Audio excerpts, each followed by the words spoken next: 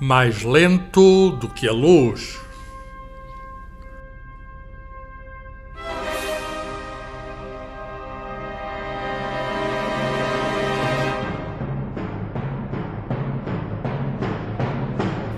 Uma conversa sobre ciência, o universo e tudo o resto, com David Marçal e Carlos Filhais.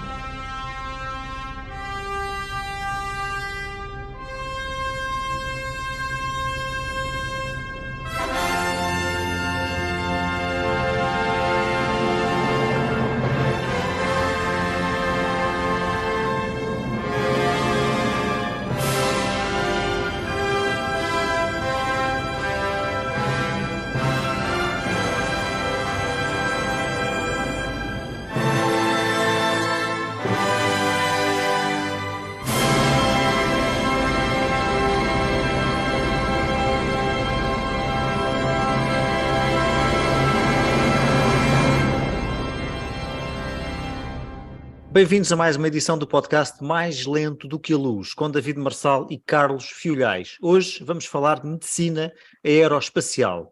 A presença crescente de seres humanos no espaço levanta novas questões médicas. Já contámos neste podcast com a presença de Manuel Paiva, que na área da física médica se dedicou ao estudo de questões relacionadas com a respiração que são relevantes para os astronautas. Hoje o nosso convidado é Edson dos Santos Oliveira, médico neurocirurgião no Hospital CUF Descobertas e professor na Faculdade de Medicina da Universidade de Lisboa, onde criou o Centro de Estudos de Medicina Aeroespacial, que é o primeiro do país e um dos poucos na Europa focado na investigação clínica. Foi ainda recentemente distinguido pelo Expresso como um dos portugueses que vai marcar o futuro. Bem-vindo, Edson. Muito obrigado pelo convite, é um prazer estar aqui e mais uma vez vamos então falar de um tema que muito me apaixona. Muito bem, Edson. Bem-vindo ao nosso podcast. É um prazer ter-te connosco. Vamos começar por falar um bocadinho, não muito, mas o essencial sobre a tua carreira. Tens origens, julgo saber, em França e depois estudaste em Coimbra. Qual é que foi a escolha da medicina e depois esse salto da neurocirurgia para a medicina aeroespacial? Sim, isso é long story short mesmo, mas pronto, basicamente, sim, nasci em França, os meus pais eram imigrantes e como tantos portugueses e nasci lá e tive lá os meus primeiros anos de vida. Depois, entretanto, houve uma decisão familiar de voltar para Portugal e fomos para Coimbra, onde cresci e onde vivi até aos 18 anos. E foi muito interessante, porque Coimbra sempre foi uma cidade muito académica e muito ligada à universidade. Andaste no Zé Falcão, que é o liceu também eu andei, que antes chamava-se Dom João III no meu tempo, mas é uma grande escola. Uma grande escola, foi um excelente liceu e onde tenho amigos desde essa altura, como é óbvio, e amigos de infância que continuam a ser muito próximos. E foi muito importante, porque Coimbra, apesar de tudo, é uma cidade pequena, mas era uma cidade muito cultural e de alguma forma eu tive a oportunidade de conviver com algumas pessoas que me lançaram para esse mundo cultural, nomeadamente uma família que era a família do Dr. Carlos Ramalheira, a família Ramalheira, que foi um bocadinho, que também é médico, psiquiatra e professor da Faculdade de Medicina de Coimbra, que sou muito amigo dos filhos, cresci com eles e houve ali um contacto muito grande, não só com a área da medicina, que eu não tinha médicos na família, basicamente, como depois na área propriamente dita, na parte mais cultural, e foi também muito importante nesse ponto de vista para o meu crescimento pessoal. Posteriormente, a decisão da medicina foi muito interessante, porque eu inicialmente não tinha pensado nisso e foi uma área que eu inicialmente nem tinha um interesse particular. Eu andava muito pensado nas engenharias e até era daqueles que concorria às Olimpíadas de Física e andava sempre metido nessas coisas. Pois, na altura o professor Carlos Filhais ainda se cruzou comigo nessas andanças. Mas depois até entrei em Bioquímica inicialmente. Entrei em Bioquímica em Coimbra. Também é um bom curso. Lá um bom curso e foi giro e foi interessante, mas depois não era bem aquilo que eu pretendia. Eu gostava muito da área aeroespacial, já na altura era uma coisa que eu tinha. A engenharia aeroespacial tinha acabado de ser inaugurado no técnico, tinha acabado de abrir quando eu entrei na faculdade, portanto ninguém sabia muito bem, engenharia biomédica também era uma coisa meio desconhecida. E depois, em conversa, precisamente com o Dr. Carlos Ramalheira, numa conversa que foi um bocado uma conversa que mudou a minha vida, ele achava que eu tinha o perfil, ele conhecia-me desde miúdo, que eu tinha o perfil para ser médico. Ele disse, tu tens o perfil para ser médico, tens de pensar nisso, acho que tu encaravas, se entrasse em medicina, tu ias gostar. E na altura eu era um devorador de uma coleção da Gradiva, que era a Ciência Aberta. Ainda existe, eu sou ainda responsável existe, pela seleção, pela seleção dos livros. Eu conheço muito bem o Dr. Guilherme Valente e é uma pessoa muito próxima também de mim, que eu sou amigo, sou também colega de curso, depois por coincidência da filha, fomos colegas de curso em medicina. Está lá fora, que está lá fora, é cardiologista. Está lá fora, é verdade. E, entretanto, pronto, essa conversa de dias de entrar em medicina fez-me começar a ler os livros do professor João Lobo Antunes, que veio a ser depois o meu chefe, basicamente. É um discípulo, estamos perante um discípulo do João Lobo Antunes. É verdade. E depois decidi entrar em medicina. Pronto, entrei em medicina, na altura não entrei em Coimbra, entrei em Lisboa, aí foi uma questão, claramente, foi a questão das médias e das décimas. Mas a vinda para Lisboa, apesar de ter sido um choque, foi ótimo, posso dizer. Foi algo que me fez abrir horizontes e foi muito interessante nesse ponto de vista. Pronto, depois, claramente, quando entrei em medicina, eu queria era neurociências. Neurociências era uma coisa que eu queria muito e um bocadinho muito influenciado pelos livros do João Lobo Antunes. Obviamente sempre paralelo com a parte da medicina aeroespacial. Foi uma coisa que eu rapidamente conheci durante a faculdade. Comecei a fazer uns pequenos trabalhos em medicina aeroespacial, não havendo nada em Portugal, mas uns pequenos projetos de investigação, não direi investigação, mas do ponto de vista teórico, revisões bibliográficas, porque obviamente não havia nada. Contactei, nessa altura, o professor Manuel Paiva, que eu já percebi que foi convidado no podcast. É nosso amigo. Que estava na altura em Bruxelas e mandei-lhe uns e-mails a dizer eu sou estudante de medicina e estou interessado nestas coisas. E ele respondeu. E ele respondeu e foi muito simpático, mas depois o meu grande kick-off de entrada nesta área de medicina aeroespacial, ainda durante o curso de medicina, foi eu era membro, era sócio ativo de uma associação que é a Associação Nacional de Ciência. Que ainda continua? Que continua a existir e que é muito importante do ponto de vista da divulgação científica entre jovens, e tenho amigos desde essa data da associação. E na altura eu era parte da direção da associação, era o tesoureiro, aliás, da associação. É o homem das massas. O homem das massas da associação. E o nosso secretário da direção na altura, o presidente era um engenheiro físico, que é o Ricardo, que depois foi tirar até o doutoramento com o Stephen Hawking e ficou por Inglaterra, o Ricardo Monteiro, e depois, na altura, um outro engenheiro, o engenheiro Renato Alves, que estava a tirar a engenharia aeroespacial, liga-me a dizer-me assim, tenho aqui uma coisa espetacular para ti. E o que era essa coisa espetacular?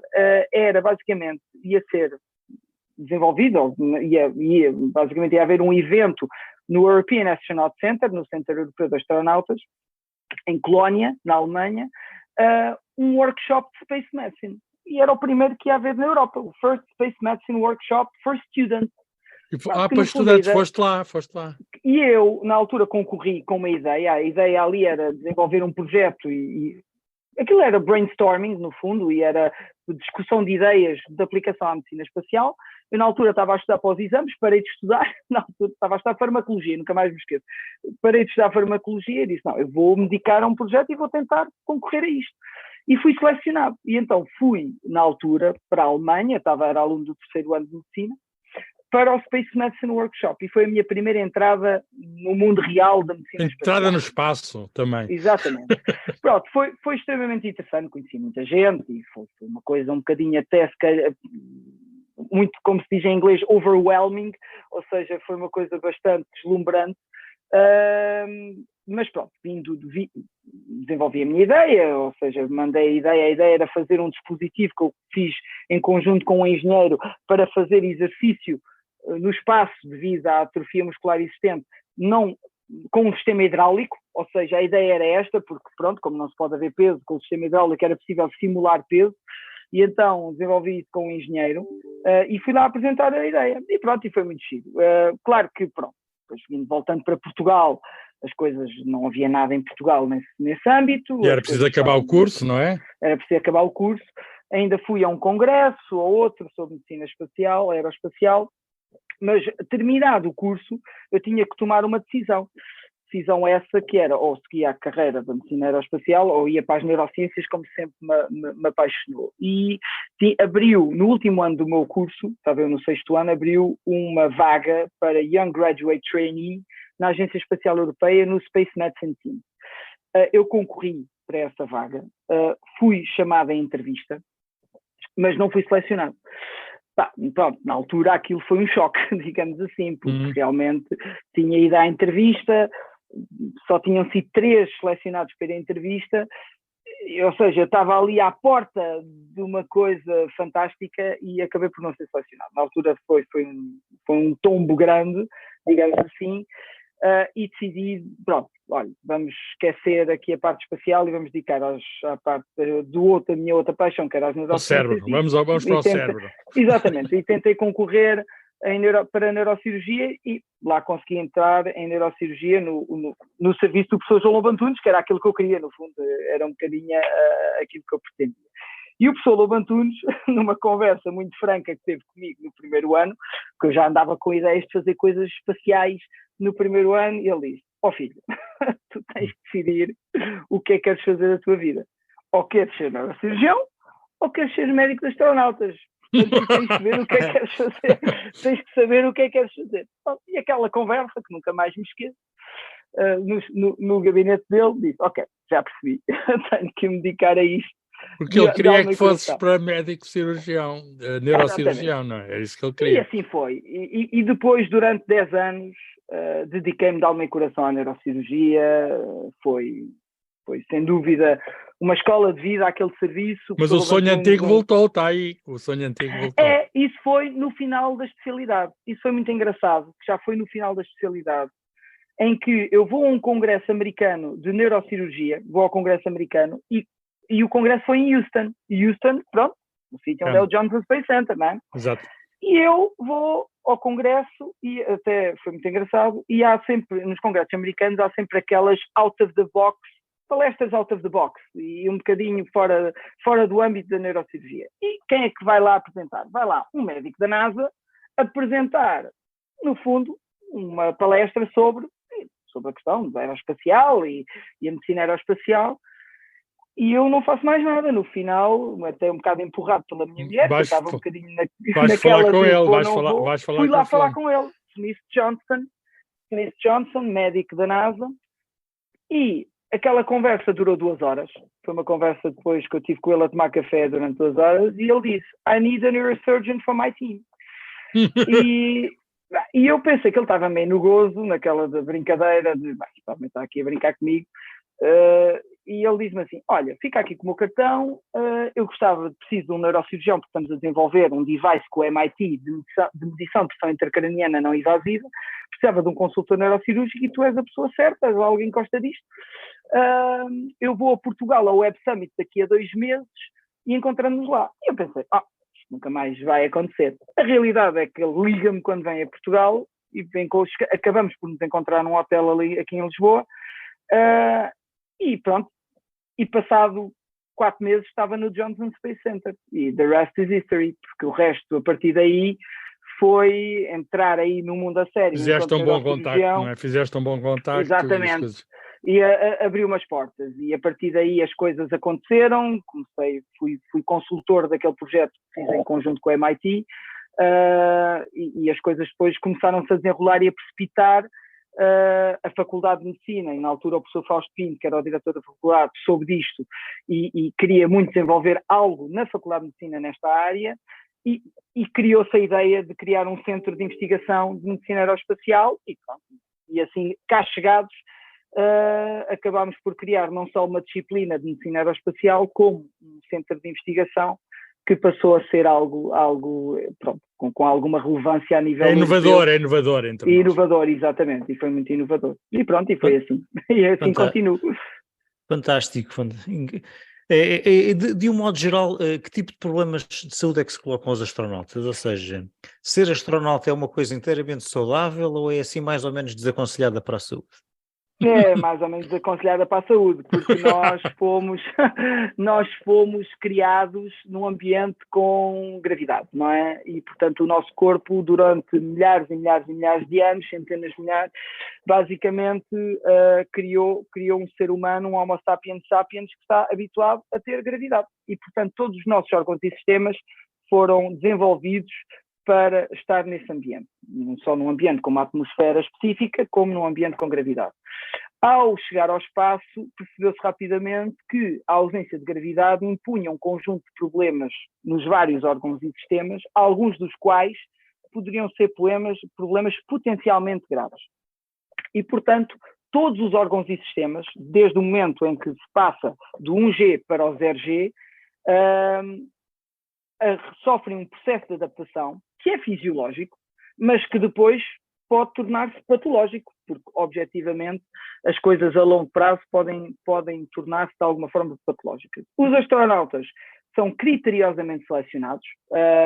Eu faço agora parte do Medical Board da ESA e tivemos a fazer o último processo, estive envolvido no último processo de astronautas europeus, e é um facto que, neste momento, eles são pessoas que são basicamente viradas do avesso do ponto de vista de saúde, para diminuir ao máximo o risco de potenciais problemas de saúde no espaço. Sabes que o David Marçal já tentou e falhou, já tentou ir para astronauta.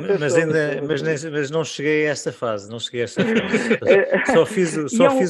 Só fiz um exame médico cá em Lisboa do Centro de Medicina dos pilotos, portanto tinha saúde suficiente para ser piloto. Da ANAC, sim. Pelos vistos é menor do que para ser astronauta, mas não cheguei à fase da saúde do astronauta. Essa é a fase, digamos, o chamado certificado médico grau 2, que é um bocadinho o primeiro passo para poder ser. Mas depois, claro, para ser astronauta há um conjunto enorme de questões médicas, porque, lá está, como eu estava a dizer, o objetivo é ter a pessoa o mais saudável possível para diminuir ao máximo o risco de potenciais problemas. Porque nós temos desde problemas cardiovasculares devido à migração dos fluidos corporais para as zonas centrais do corpo, ou seja, nós vemos um afluxo e um aporte de fluidos, nomeadamente dos nossos membros, para as zonas centrais, nomeadamente para aquilo que nós chamamos o mediastino, que é o tórax, e para a cabeça, portanto eles ficam todos edemaciados, todos inchados, com a cabeça inchada devido a esse aporte de fluidos, e isso provoca uma hipertrofia cardíaca que, em pessoas que potencialmente pudessem ter problemas, podem originar outro tipo de problemas. Temos o clássico, que é o mais conhecido, que é a atrofia muscular. Apesar deles fazerem 2 horas de exercício físico por dia, temos uma atrofia muscular associada a uma osteoporose precoce, ou seja, há uma descalcificação óssea decorrente da ausência de gravidade, também um bocadinho derivado pela atrofia muscular, que provoca menos fricção ao nível ósseo e uma menor osteossíntese. Temos também, a nível, nomeadamente, urológico, a formação de cálculos renais. Há um depósito, devido também a essa descalcificação, um depósito de cálculos renais em vários estadios. Para terem noção, a última coisa que os astronautas fazem antes de ir para o espaço é uma ecografia, precisamente antes do lançamento, e se houver qualquer indício de litíase renal, já não podem voar, porque aquilo que ninguém quer é uma cólica renal no espaço, porque isso é uma coisa altamente incapacitante. Eu bem percebo. E depois que eu também já tive e portanto também percebo. Portanto é o último exame feito antes deles entrarem em qualquer foguetão, é uma ecografia renal para verificar se não há qualquer indício de litíase renal. E depois, outro problema potencial que hoje em dia, e que é no fundo o meu principal tema de investigação, que é o Space Associated Neuroocular Syndrome, que é o síndrome espacial neuroocular, e isso é decorrente de uma coisa que não existe equiparável em Terra. Verificou-se que os astronautas ficavam ao longo do tempo alguns hipermétropes, ou seja, alterações da acuidade visual. E ninguém percebe a fisiopatologia por trás disto. Há uma relação eventual com um aumento da pressão intracraniana, e daí o interesse da NASA em medir a pressão intracraniana no espaço e estar a tentar desenvolver sistemas de medição não invasiva. Não é fácil, não é? Que não é fácil, porque de medição invasiva é a forma como nós neurocirurgiões o fazemos, ou seja, no fundo fazemos um buraco de trepa na cabeça de uma pessoa e metemos um sensor dentro do cérebro, é assim que nós... Isso não dá jeito nenhum no espaço, não é? Isso não dá jeito nenhum no espaço e, portanto, há um grande investimento no desenvolvimento de medidas de pressão não invasiva, porque pensa-se que pode haver uma relação do SAMS, do tal síndrome, com esta situação. Mas aqui, o problema desta alteração da acuidade visual, que não tem equiparável em Terra, é precisamente que, se nós selecionamos uma equipa que quer ir a Marte, e tendo em conta que quem tem este síndrome tendencialmente vai agravando ao longo do tempo, podemos escolher um astronauta que chega a Marte passado um ano e tem um déficit visual tal que não consegue cumprir a missão. E isso tem não sido se pode algo corrigir muito... com óculos? Pode-se corrigir com óculos. A questão é que, com quantas dioptrias? Existe o chamado Space Anticipated Glasses. Existe já a questão que no fundo são lentes positivas para, de alguma forma, compensar esta hipermetropia. Mas a realidade é que há astronautas que vão deteriorando ao longo do tempo. A questão tem que se perceber porque é que isto acontece. E está a haver um grande investimento neste campo, nesse facto. Depois, outro fator muito importante é a radiação. A radiação, que é algo que é impossível de nós controlarmos fora do campo eletromagnético da Terra, e se nós estamos expostos à radiação fora do campo eletromagnético, a radiação cósmica, o problema aqui, a radiação solar inicialmente, também o que vai acontecer é uma radiação extremamente ionizante, e esse efeito a longo prazo numa viagem a Marte, não havendo um shielding, um escudo adequado, pode também comprometer a saúde dos próprios astronautas. E o shielding tem sido também um grande investimento, porque a radiação é, neste momento, um dos grandes fatores limitadores numa viagem a Marte. É a quantidade de radiação que uma tripulação vai receber. E depois temos fatores genéticos. Aquilo que se hoje em dia sabe, a nível espacial, é que há uma diminuição da capacidade de resposta imunitária, ou seja, o nosso sistema imunitário no espaço tem uma capacidade diminuída da produção de anticorpos, mas ao mesmo tempo verificamos no chamado Twin Study, que era o estudo... Isso é famoso, não é? Dois gêmeos, famoso. Um ficou cá em baixo, outro andou na Estação Espacial Internacional. E os dois astronautas. Ficaram diferentes, um ficou diferente do outro. Exatamente. Parte disto que eu estou a dizer até foi descoberto no Twin Study, do Mark e do Scott Kelly, em que o Mark Kelly ficou cá em baixo com as mesmas rotinas do Scott Kelly, que foi um ano para o espaço. E uma das coisas que se verificou foi essa questão da diminuição da capacidade de resposta do sistema imunitário à vacina da gripe, nomeadamente, do Scott Kelly relativamente ao Mark que estava em Terra, e nomeadamente, outra coisa muito interessante é que a capacidade de reação psicomotora, ou seja, a reação rápida psicomotora do Scott Kelly, diminuiu ao longo do tempo, o que foi engraçado comparativamente ao Mark Kelly, que não teve essa alteração de psicomotor. Claro que ele estava em isolamento, estava na Estação Espacial Internacional, há esses fatores de confinamento que também podem, de alguma forma, diminuir a capacidade de resposta psicomotora, mas é algo que também preocupa, porque, lá está, se vamos a Marte, nós também vamos num espaço confinado e, portanto, também há essa questão. Edson, só por curiosidade, os astronautas vivem, em média, mais ou menos tempo? Sei que não são muitos, por exemplo, o Buzz Aldrin foi à Lua, ainda está vivo, tem 93 anos. Ainda está vivo, tem 90 e qualquer coisa anos. Não há, atualmente, todos os astronautas são altamente, criteriosamente seguidos.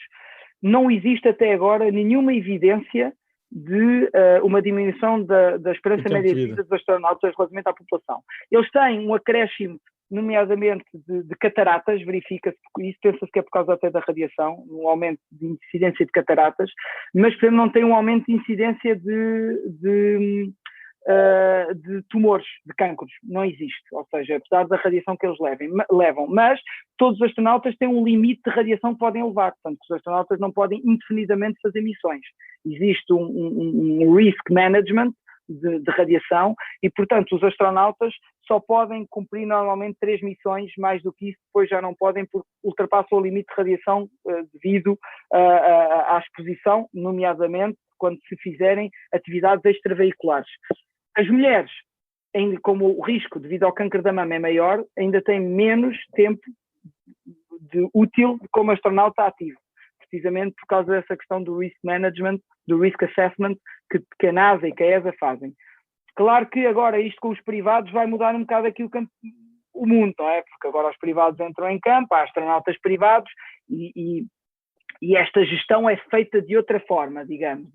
Tanto que há astronautas que saem neste momento da NASA e estão a ir para a Axiom Space e para outras companhias para voarem privadas, mais, se calhar, para voarem poderem... mais tempo portanto, ou seja, ultrapassando um bocadinho esta questão do Radiation Risk Assessment. Mas a realidade é que é algo que preocupa as agências e uma coisa que preocupa agora muito a comunidade médica é, ok, nós estamos a escolher astronautas, são muito saudáveis para ir para o espaço, então, e aquela pessoa com 50, 60 anos, 70 anos quer ir ao espaço? Qual é que é o risco médico dessas pessoas irem? E isso é algo que neste momento preocupa de alguma forma, porque aquilo que ninguém quer é um evento fatal no espaço, porque nunca houve uma morte, sem ser na descolagem e na aterragem, a realidade é que nunca houve uma morte médica no espaço. Porquê? Lá está, porque também o risco é baixo, porque os astronautas são pessoas extremamente saudáveis. As perdas foram acidentes. Foram acidentes, foram mishaps na descolagem e na aterragem. Foram os engenheiros e não os médicos. Exatamente, exatamente, com culpa dos engenheiros. Olha, mas pronto, mas isso é algo que preocupa bastante agora com este novo mundo do commercial space flight e do turismo espacial. Olha, como é que é a investigação que fazes no Centro de Estudos de Medicina Aeroespacial? Que tipo de metodologias e de equipamentos é que usam? Trabalham com astronautas? É assim, existe várias formas de ter análogos espaciais em Terra, ou seja, há várias formas de simular o ambiente espacial em Terra. O clássico é o voo parabólico. Toda a gente sabe, quer dizer, durante 20 segundos consegue-se não ter gravidade e a realidade é que essa é a forma mais realista de simular a ausência de gravidade. Agora, nem sempre é possível fazer voos parabólicos, os processos de seleção são muito competitivos e, portanto, há outras formas. E há, no fundo, duas formas essenciais de simular em Terra o ambiente espacial, fisiologicamente dito. Um é pôr em chamado head-down tilt, portanto, pôr uma pessoa de cabeça para baixo numa mesa chamada tilt table, em que, se eu puser essa pessoa a 6 graus, sabe-se que mimetiza fisiologicamente as alterações a nível espacial. Parte delas, não todas, mas parte delas. Outra é o chamado dry immersion, que no fundo o dry immersion é colocar uma pessoa como se fosse num colchão de água, em que a pessoa não faz qualquer tipo de esforço. Aquilo basicamente está numa densidade tal, é como se estivesse a flutuar, só que está seco, porque está em cima de uma água, está em cima de um colchão, digamos assim. O dry immersion, existe uma grande clínica que é chamada MEDES, que é em Toulouse, e que a ESA tem vindo a colaborar para fazer, no fundo, os estudos de dry immersion, portanto eles centralizam isso. Head-down tilt, qualquer pessoa pode ter. Nós temos uma tilt table para simular isso, ou seja, temos tilt tables para simular e para fazer estudos em ambiente de hipogravidade, de microgravidade. E depois temos também outra coisa, que é um Alter G, que de alguma forma simula ambientes marcianos e lunares. Ou seja, no fundo é uma passadeira que insufla a pessoa, com um balão próprio, que insufla e que retira, e que pode retirar até 80% do peso. Portanto, eu consigo simular... se calhar dá mesmo jeito. E, portanto, eu consigo simular ambiente lunar e marciano e fazer estudos em hipogravidade. E, portanto, nós temos esses dois sistemas no nosso centro, temos ambientes nesse aspecto. Normalmente, aquilo que fazemos é um call de voluntários, em que fazemos, obviamente, temos critérios de seleção, e depois a questão é, se as nossas investigações correrem bem, claro que podemos sempre aplicar, eventualmente, e solicitar à ESA o acesso a astronautas, isso já é outra coisa, ou seja, isso já é uma segunda fase, em que podemos solicitar estudos com aplicação ao astronauta, mas isso só quando estiver tudo muito bem definido antes dessa fase. Os astronautas são, obviamente, extremamente protegidos para não serem guinea pigs, ou seja, para não serem, obviamente, cobaias de investigação, e no limite, algumas dos quais depois vão a voo parabólico ou até para a Estação Espacial Internacional. Eu agora participei num projeto da ESA, num voo parabólico, em que o objetivo daquele voo era cumprir os critérios para aquele device médico ir para a Estação Espacial Internacional. Foste lá dentro também experimentar a falta de gravidade? Fui, fiz 2 voos parabólicos. É giro. É espetacular, é uma sensação espetacular. É uma sensação... O Stephen Hawking também fez isso. O Stephen Hawking era um desejo. Fez. Olha, falaste de Marte. Marte, de facto, é um dos nossos sonhos. Um dia devemos ir a Marte. Quer dizer, nós não literalmente, não sei, eu pelo menos não, mas haverá candidatos. Haverá muito candidato a ir a Marte. Eu também não estou a ficar convencido aqui com a propaganda do Edson para ir a Marte. Marte é um salto muito grande. Olha, irá um médico a bordo? Quais são os problemas de saúde assim, na viagem e depois na estadia lá, não é? Que tem de ser prolongado. A estadia lá, isso é outro campeonato, isso é todo quase uma missão militar, porque é um bocado aquela coisa de levar para lá e instalar-se lá, é quase os settlers do Mayflower quando atravessaram o Atlântico. Mas a questão ali há várias questões aqui por trás. Médicos haverá sempre. Neste momento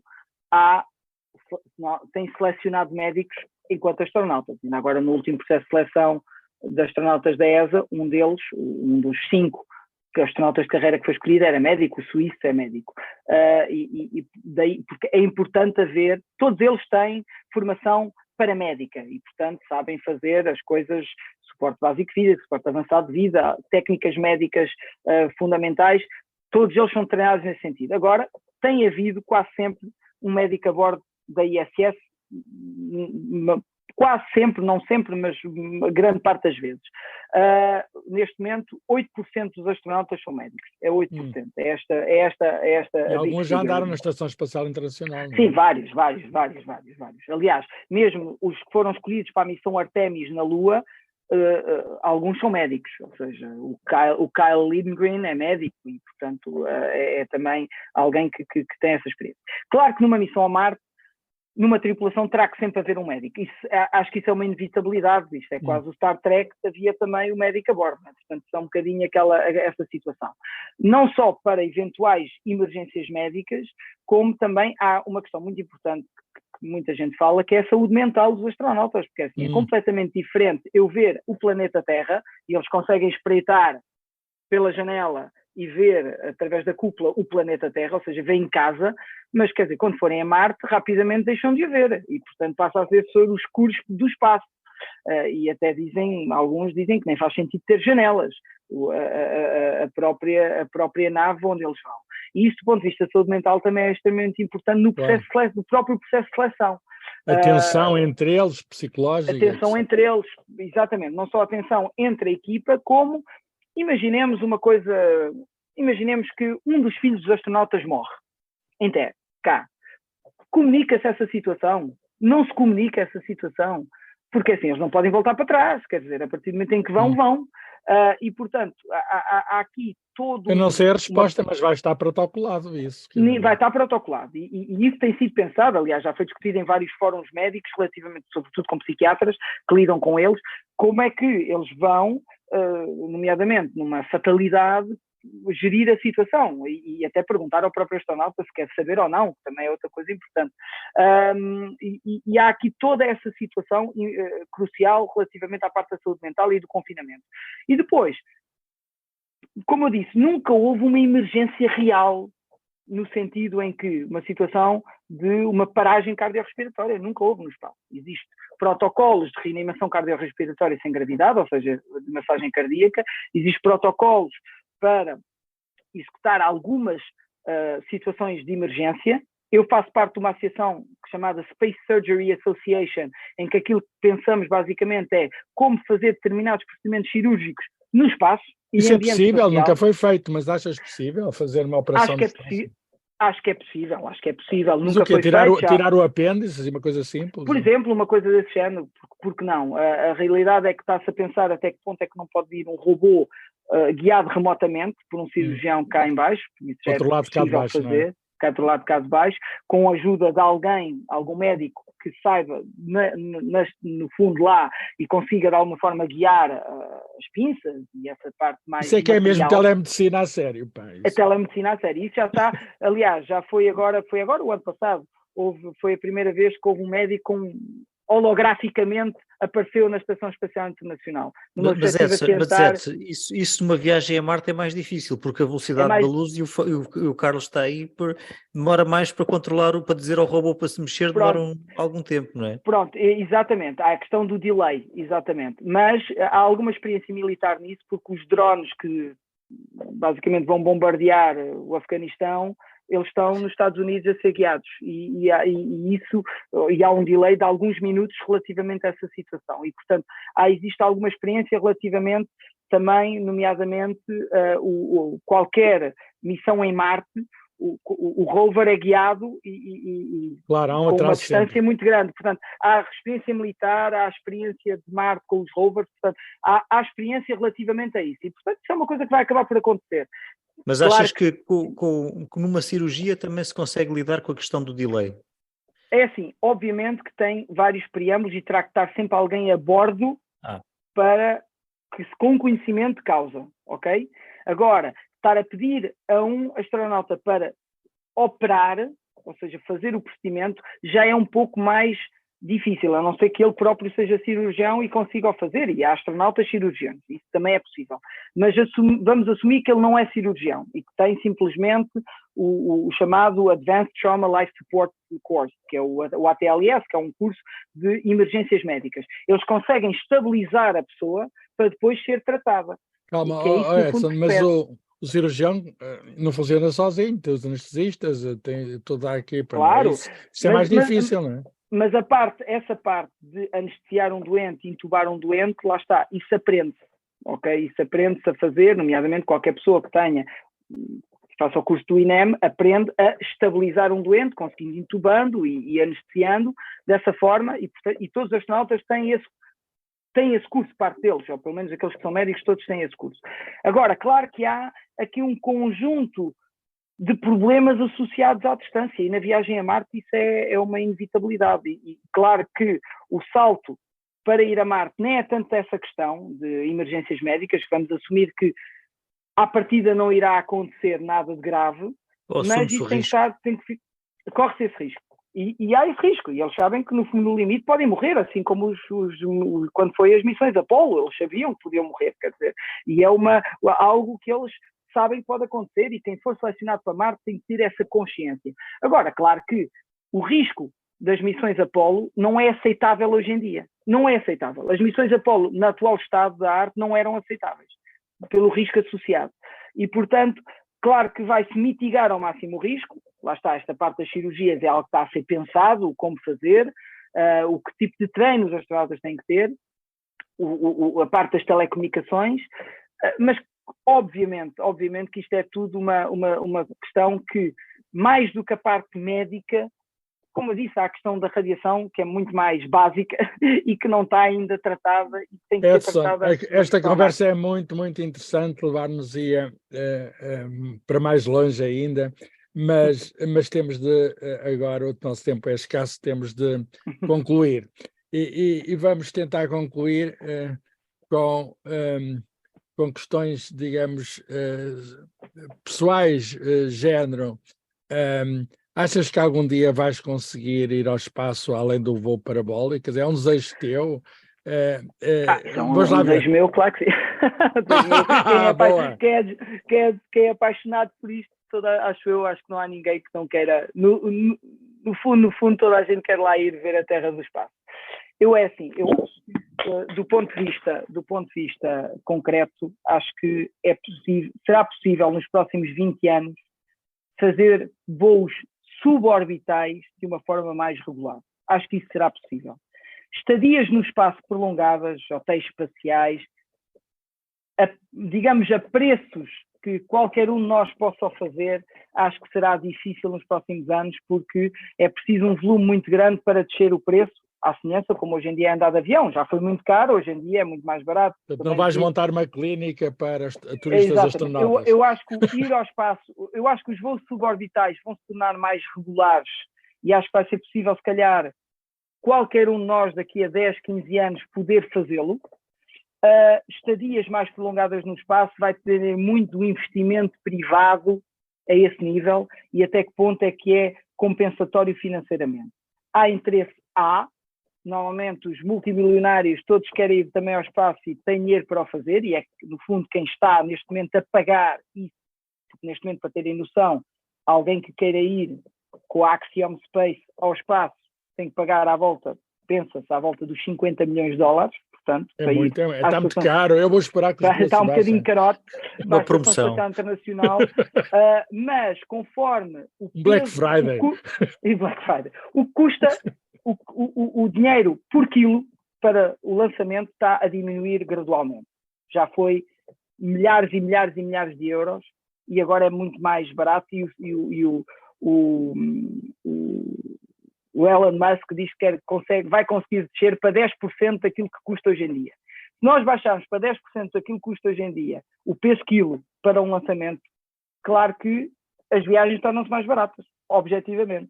Um voo suborbital demora quanto tempo? Um voo suborbital são aqueles voos da Blue Origin e da Virgin Galactic, estamos a falar de 4 a 5 minutos basicamente, no fundo, vamos à curvatura, não vamos no fundo ao espaço, não ultrapassamos, podemos ultrapassar a linha de Kármán, mas rapidamente somos apanhados pela gravidade. Claro, terão de fazer uns exames médicos, mas enfim, não é muito rigoroso, não é preciso. Aí já não é preciso tão rigoroso, quer dizer, o máximo que as pessoas levam é à volta de 3Gs, e portanto, quer dizer, 3Gs não é assim um brutal... Até se apanha num carro a acelerar, quer dizer, uma coisa assim. Ou quer dizer, os pilotos de Fórmula 1 apanham muito mais que isso. Há mães a levarem os filhos à escola atrasadas que fazem muito mais do que 3Gs. Exato, muito mais do que 3Gs. Portanto, eu acho que no futuro o voo suborbital, sim, acho que vai ser uma realidade daqui a uns anos, daqui a 10, 15 anos. Estações espaciais e idas mais prolongadas ao espaço, acho que vai depender muito da evolução económica e do investimento. Claro que eu adoraria estar uns dias no espaço e ver a Terra e estar, obviamente seria algo fantástico. Acho que irá acabar por acontecer. Agora, se calhar o timeline pode ser um pouco mais prolongado, dependendo também do investimento que se faça, porque neste momento também está tudo muito focado na ida à Lua, e o investimento grande para ir à Lua, e o projeto Gateway, que é a estação que vai estar a orbitar a Lua, portanto acho que esse vai ser o grande passo. Acho que isso nos próximos anos voltaremos à Lua certamente e vamos ver o homem na Lua. O homem a Marte, isso também é outro grande salto, que eu acho que vai depender muito, muito, muito de como corre do ponto de vista económico tudo isto, porque Marte, como digo, é um salto muito grande relativamente à Lua, e do ponto de vista de investimento também. Espero que consigamos ver o homem a Marte, mas esse irá demorar mais tempo. Edson, muito obrigado, foi um prazer. Ótimo. Olha, muito obrigado pelo convite, gostei muito desta conversa convosco. Muito bem, foi um sonho esse de um médico que se apaixona pelo espaço e consegue conjugar as duas coisas. Isso mostra que os sonhos nos levam longe e enfim, vai ser uma das figuras do futuro.